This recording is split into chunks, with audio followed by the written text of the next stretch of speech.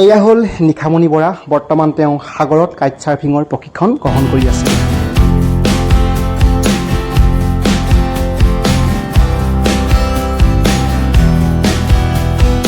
মই হেমন্ত আপোনালোক সকলোকে স্বাগতম জনালোঁ। আশা কৰিছোঁ আপোনালোক সকলো ভালে আছে। গোলাঘাট জিলাৰ ধনশিমুৰ কুমাৰ অন্তৰ্গত নগাজৰি গাঁৱৰ বিপুল বৰা আৰু ৰুণু বৰাৰ জ্যেষ্ঠ কন্যা নিখামণি বৰা। আপোনালোকে নিশ্চয় নিখামণি বৰাৰ নামটো শুনিছে। তেওঁ উত্তৰ পূৰ্বাঞ্চলৰ প্ৰথমগৰাকী মহিলা চেলাৰ।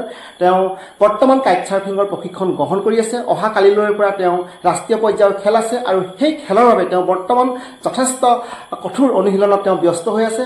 মই প্ৰথমতে আপোনালোকক অনুশীলনৰ কিছু দৃশ্য দেখুৱাম আৰু তাৰ পাছতে তেওঁ ৰাইজৰ পৰা তেওঁ আশীৰ্বাদ বিচাৰিছে। মই সেই ভিডিঅ'টো আপোনালোকলৈ আগবঢ়াম। গতিকে আহক আমি ভিডিঅ'টো একেলগে উপভোগ কৰোঁ।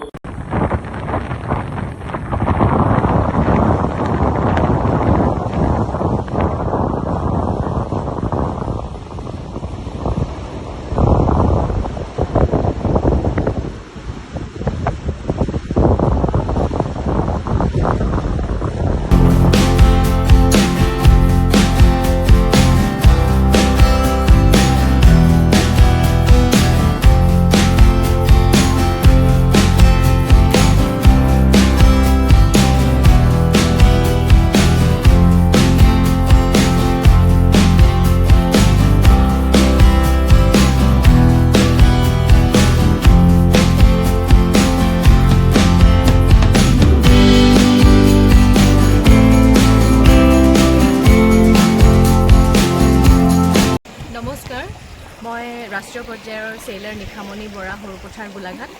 মই বৰ্তমান কাইট বৰ্ডিং স্কুল তামিলনাডু টুটিকোৰিনত উপস্থিত আছোঁ।